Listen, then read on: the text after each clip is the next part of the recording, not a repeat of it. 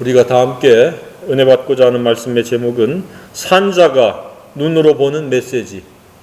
부제를 붙이면 죽음이 주는 교훈, 죽음이 주는 교훈, 이렇게 부제를 붙일 수 있습니다.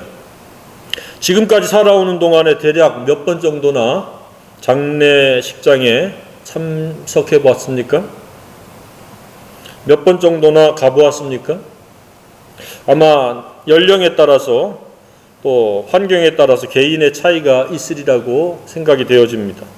저 같은 경우는 대략 30회 이상은 최소 이렇게 참석을 했었습니다. 우리 집 식구들만 해도 어머니, 아버지, 형님, 누님, 그 외에 동역자들, 친척들 꽤 많은 그 횟수 이상 장례식장에 이렇게 참여를 했었습니다.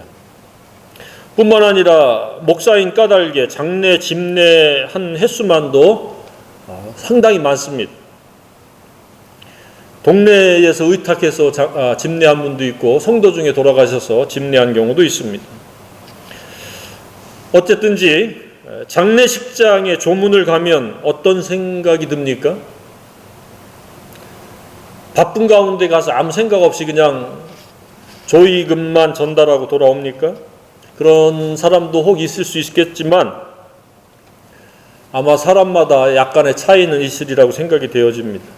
신앙이 있느냐 없느냐에 따라서, 그리고 신앙이 있어도 성숙의 차이에 따라서 여러 가지 생각을 하리라고 추측이 되어집니다. 그러나 최소한 나도 언젠가 어디선가 죽는다는 것은 생각할 겁니다. 이분들이 이렇게 죽었는데 나도 죽는구나. 죽음이 아주 가까이 있구나라는 생각을 할 수 있는 장소가 바로 이 조문식장입니다. 장례식장입니다. 그 다음에 사람에 따라서 유족들이 얼마나 슬퍼할까. 사랑하는 사람들과 사별한 거니까 슬픔의 크기나 분량은 사람마다 또 다르겠지만 슬픈 거는 어쩔 수 없습니다. 더 이상 이 땅에서 얼굴을 볼 수 없기 때문에 그렇습니다. 그래서 사람에 따라서 감성적인 사람은 슬픔의 크기가 분량이 크고, 그리고 조금 더 기간이 오래 갈 것이고, 좀 냉담한 사람, 감성이 메마른 사람은 그냥 잠시 슬픔을 느끼다가 언제 그랬냐는 듯이 일상으로 돌아올 수도 있을 것입니다. 그러나 가까웠던 사람이면, 사랑의 관계가 끈끈했던 사람이면 아마 슬픔의 크기는 크리라고 생각이 되어집니다. 그리고 그분과의 좋은 추억 또 떠올리면서 생각할 수도 있습니다. 그리고 믿음이 깊은 사람들 같은 경우는 장례 절차가 은혜스럽게 좋은 날씨 가운데 순탄하게 잘 마무리되도록 당연히 중보 기도를 하리라고 생각이 되어집니다. 그리고 더 성숙한 사람이면 남은 나의 생애는 죽기 전까지 성경대로 살아야 되겠다. 내 생애가 진리를 따라서 유정의 미를 거둬야 되겠다라는 생각들을 하게 되리라고 생각합니다. 최근에 1, 2년 안에 유독 세상을 떠났다는 소식을 많이 접하게 됩니다. 작년 9월 초에 어머니가 돌아가셨고, 지난달에는 아주 가깝게 교제하던 같은 이 중부지역 친교회 목사님이 소천하셨습니다. 조금은 더 오래 살 것처럼 생각했는데 그렇게 돌아가셨습니다. 그 외에도 여러 곳에서 부고의 소식을 받게 됩니다. 나이 든 분은 물론이요, 젊은 청년에 이르기까지 다양합니다. 자, 그러면 죽음은 무엇이라고 생각합니까? 죽음. 이 죽음은 누구나가 반드시 거쳐야 될 과정입니다. 예외의 두 사람이 있었죠. 누구예요? 첫째는 에녹이요, 둘째는 엘리야. 이 두 사람은 죽음을 거치지 않았는데 말세에, 환란 때에 죽음을 거칩니다. 그래서 결국은 죽지 않는 사람이 없다는 사실입니다. 그래서 성경에 한 번 죽는 것은 정하신 것이 그 후에는 심판이 있으리니, 반드시 정해져 있기 때문에 안 죽는 것은 반칙입니다. 좀 빨리 죽느냐 늦게 죽느냐, 그리고 오랜 세월 건너뛰어서 특별한 예외의 두 사람처럼 죽느냐 차이가 있을 뿐입니다. 내일 일을 알지 못한다라고 한 것의 최종적인 것은 죽음입니다. 내일 죽을지 모레 죽을지 10년 후에 죽을지 20년 후에 죽을지 아무도 모릅니다. 그래서 그 내일 일을 모른다는 것의 불확실성의 종지부는 죽는 겁니다. 죽으면 이제 불확실도 끝나는 겁니다. 이 죽음은 하나님의 절대 주권입니다. 짧게 살다 죽던 길게 살다 죽던 생사화복은 하나님의 절대 영역입니다. 그러나 우리가 짧게 살다가 죽게 된 지인들을 생각하면 안타깝죠. 평균 이상은 최소한 살았으면 좋을 텐데 왜 평균 이하로 짧게 살다가 죽어야 되는가? 왜 그렇게 일찍 떠나야만 하는가? 아무리 뛰어난 능력의 사람도 그 이유를 명확하게 알 수가 없습니다. 왜냐? 하나님의 절대 주권에 속해 있기 때문에 그렇습니다. 잘 살았는데도 불구하고 일찍 죽는 경우가 있고 잘못 살았는데도 길게 사는 경우도 있습니다. 그것을 우리가 어떻게 일일이 다 그 이유를 헤아릴 수가 있겠습니까? 다만 속으로 추측해 볼 뿐이죠. 아마도 그래서 그렇지 않았겠느냐. 그것도 입 밖으로 내기가 참 어려운 이야기죠. 속으로만 하나님께 묻고 그렇습니까? 그렇기 때문에 이렇게 일찍 갔습니까? 라고 저는 몇 번 물어본 적이 있습니다. 굉장히 조금 오래 살았으면 세상에 그 건강한 유익한 영향력을 많이 미칠 수 있는 사람들이 단명할 때에 왜 이렇게 하나님 일찍 내려가실까? 조금 더 이 땅에 살게 하셔서 좋은 영향력을 미치게 하시면 얼마나 좋을까? 인간적인 소박한 그러한 욕심의 생각에서 그런 생각을 해보게 됩니다. 그랬을 때 하나님은 이러저러한 생각을 떠올리게 하셨습니다.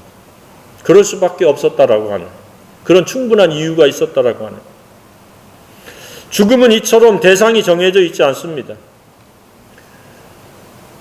어머니로부터 태어나기 전에 사산되어지는 그런 경우도 있고, 태어나자마자 죽는 경우도 있고, 태어나서 얼마 안 있다가 죽는 경우도 있고, 청소년도 죽고 청년들도 죽고, 한참 일해야 될 만한 장년들도 죽고, 어떤 사람은 또 고생만 실컷 하다가 살만하니까 죽는 경우도 있고, 억울하게 죽기도 하고, 극소수이기는 하지만 무병장수하다가 기력이 다해서 죽는 경우도 있고, 사건 사고나 재해나 재난 때문에 죽는 경우도 있습니다. 이번에 중국이 수만 명이 죽었습니다. 재해 때문에. 아마 죽기 직전까지도 몰랐을 겁니다. 또 상당수는 질병에 의해서 죽기도 합니다. 또 아주 극소수는 잠을 자면서 편안히 죽기도 합니다. 어떻게 죽기를 원합니까?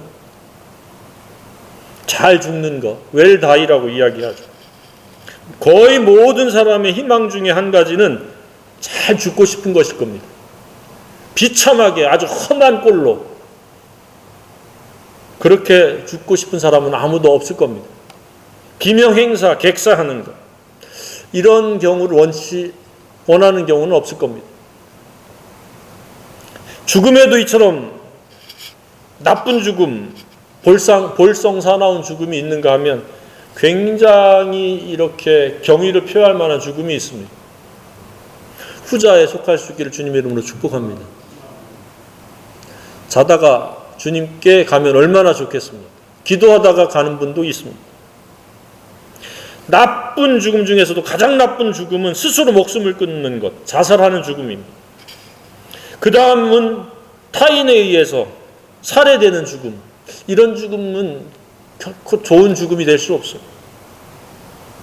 앞서 말씀드린 사건, 사고에 의해서 아주 비참한 그런 죽음들.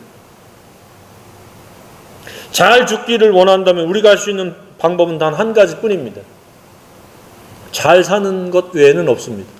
잘 사는 것도 내 기준이 아니라 하나님의 기준대로 잘 살면 잘 죽을 가능성이 굉장히 높아집니다. 그러나 잘 살았는데도 불구하고 굉장히 비참하게 죽는 것처럼 보이는 사람도 있습니다. 그는 아주 소수이고 특별한 예외죠. 순교가 그렇습니다. 그들은 얼마나 잘 살았습니까? 몸과 마음과 시간과 재능을 몽땅 하나님과 복음을 위해서 드렸는데 아주 처참하게 살해되는 그런 순교를 당할 수도 있고, 과거에 그 사도들이 다 그렇게 죽었지 않습니까? 십자가에 거꾸로 죽기도 하고 불에 타서 죽기도 하고. 그래서 죽음은 그 사람의 영성을 비례하는 것만은 아닙니다. 예외도 항상 있을 수 있다는 것을 우리가 기억을 해야 됩니다. 그러나 할 수만 있으면 잘 죽는 것은 하나님의 은혜입니다. 그리고 그런 소망이 이루어질 필요가 있습니다. 오늘 이 말씀을 통해서 저희들은 가장 좋은 잘 사는 방법인 진리에 의해서 살아감으로 말미암아 유종의 미를 거두고 잘 죽을 수 있는 그런 저와 여러분이 되기를 간절히 소망합니다. 제가 믿음을 갖게 된 원인은 죽음이라고 하는 것에서부터 비롯되었습니다. 죽음은 무엇일까?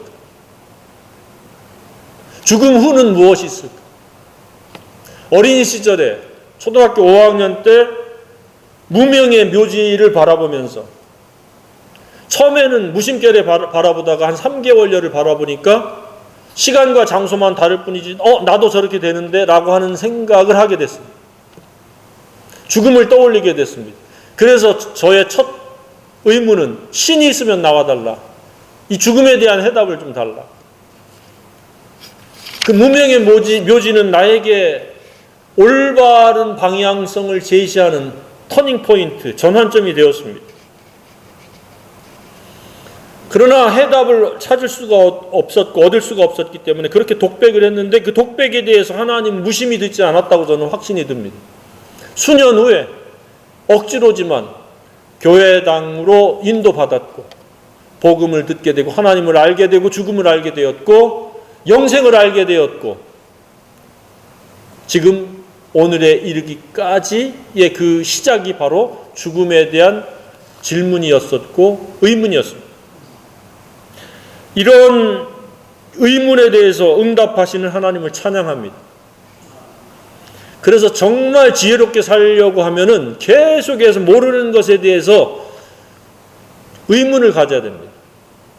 영적이라는 것은 무엇이며 죽음은 무엇이며 복음은 무엇이며 진리는 무엇이며 어떻게 사는 것이 잘 사는 것인지에 대해서 끊임없이 호기심을 가져야 되고 그 해답을 얻을 때까지 진리를 찾고 구하고 기도해야 됩니다. 그냥 모르면 모르는 대로 사는 것이 아니라 최선을 향해서 계속해서 우리가 호기심과 의문을 가져야 됩니다. 그게 지혜입니다. 모르는 채로 그냥 살아가는 것은 지혜가 아닙니다. 어리석은 채로 그냥 살겠다는 의미입니다. 그래서 영적으로 성숙하는 것, 지혜를 갖는 것도 다 이러한 호기심에서부터 발현되어지고 시작되어집니다.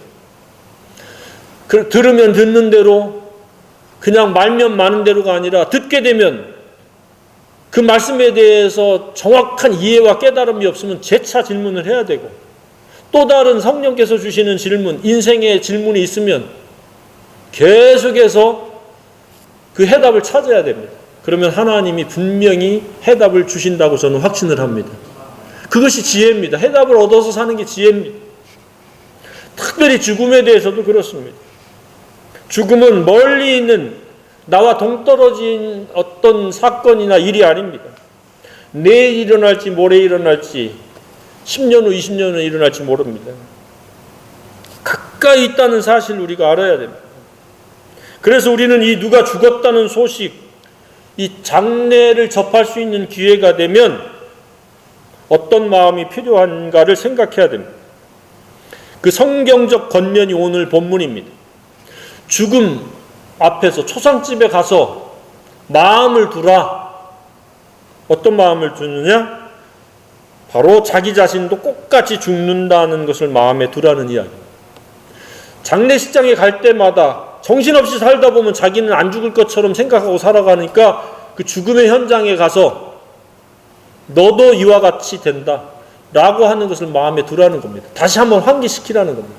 또 다른 적용적인 의미는 무엇입니까? 죽을 준비가 되어 있는지 확인하라는 이야기. 이렇게 죽었듯이 너도 죽을 것인데 죽을 준비를 하고 살아라. 죽을 준비가 되어 있습니까? 언제 어느 때 하나님이 불러도 후회 없이 미련 없이 죽을 수 있는 준비된 인생을 살라는 의미입니다. 그렇다고 당장 하나님이 데려간다라고 하는 것은 아닙니다.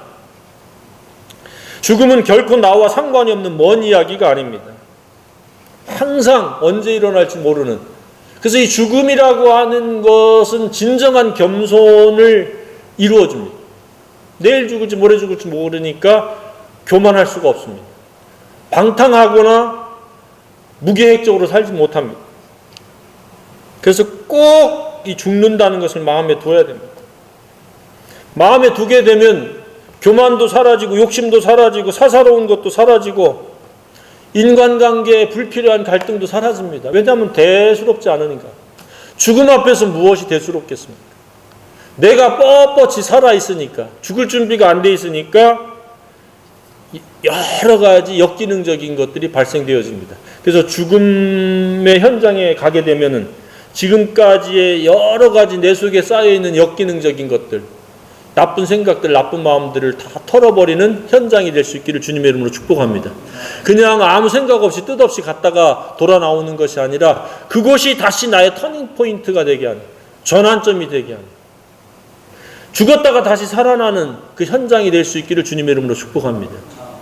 실제로 내가 육체는 죽지 않았지만 그 고인과 동일시하면서 나도 저렇게 죽었다. 이 시간, 여기 현장에 오는 이 순간에 나의 모든 과거는 다 죽었다. 또 오늘로서 새롭게 산다.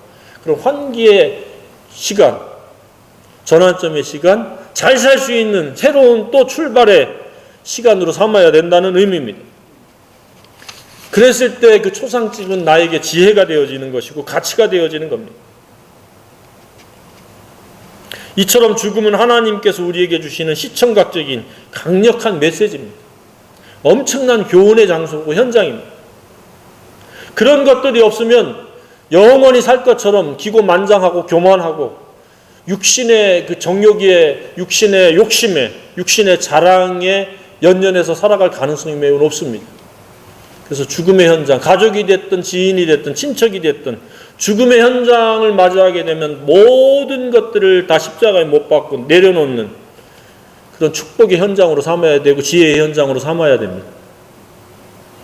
두 번째는 무엇을 생각해야 됩니까? 죽음 앞에서 최선과 최고를 환기시키라는 이야기입니다. 최고에 의해서 최선의 삶을 영위하는지를 한번 되돌아볼 수 있는 자기 점검의 시간, 자기 분별의 시간을 가지라는 이야기입니다. 우리는 눈에 보이는 현상과 표면적인 것에 익숙되어 있고 길들여지기가 굉장히 쉬운 연약한 존재입니다. 본질은 말하지만 본질적으로 살지 않을 경우가 많습니다. 역사적으로도 그렇고 아무리 영적인 사람들조차도 그렇습니다. 아차하는 순간에 비본질적인 현상과 표면적인 것에 휘둘리고 조종당하듯이 살아가는 경우가 많습니다. 죽음의 현장 앞에서 무엇이 진정한 최고이며 최선인지 확립을 해야 되겠고, 확립이 되어진 사람이라면 그대로 내가 살고 있는지를 한번 점검해 봐야 됩니다. 최소한 한두 시간 머물잖아요. 식사하고 그 유족들하고 대화를 나누고 그랬을 때 자기를 살펴봐야 돼요. 나는 마땅히 가야 될 길을 가고 있는가, 마땅히 해야 될 일을 잘 지금 신실하게 충성스럽게 감당하고 있는가, 아니면 잡다한 것들 해도 되고 안 해도 되고 다른 사람이 할 수 있는 것들의 일에 치여가지고 그냥 정신없이 에너지와 생각과 시간을 낭비하고 은사를 낭비하고 있지는 않는가. 최고는 진리와 나와 일치가 되어지는 것, 즉 거룩에 이르는 것이요 진리가 순종되어지는 것이 최선의 삶입니다. 진리를 빼놓으면 우리는 최고와 최선을 이야기할 가치가 없습니다. 조의금만 주고 식사 함께 하는 것이 결코 전부가 될 수는 없습니다. 자신을 바라볼 수 있는, 자신을 점검할 수 있는 축복의 현장이요 지혜의 현장이 될 수 있기를 바랍니다. 본문 4절은 이 번역을 잘못했습니다. 이렇게 번역해야 됩니다. 지혜로운 사람은 죽음에 대하여 많이 생각하지만 어리석은 사람은 눈앞에 보이는 즐거움밖에 생각하지 못한다. 지혜로운 사람은 죽음에 대해서 많이 생각한다는 거예요. 항상 죽음을 인식하고 죽는다라고 하는 그 전제 아래서 이 일 저 일들을 평가하고 판단하면서 산다는 이야기입니다. 근데 어리석은 사람은 죽음은 전혀 생각하지 않고 어떻게 하면 즐거울 건가? 어떻게 하면 눈이 즐거울 건가? 어떻게 하면 귀가 즐거울 것인가? 어떻게 하면 손이 즐거울 것인가? 어떻게 하면 마음이 즐거울 것인가의 어떤 쾌락, 향락에만 집착한다는 이야기. 즐겁게 사는 것이 잘못은 아닙니다. 그러나 그 생각이 전부인 것이 문제입니다. 그 즐거움이 주 안에서의 즐거움이어야 되지 자기가 만들어낸 세속적이고 쾌락적이고 타락적인 즐거움은 오히려 자기에게 악한 것이요 자기를 찌르는 것이 됩니다. 죽음을 마음에 담아두고 죽음을 많이 생각하는 지혜자가 되기를 주님의 이름으로 축복합니다.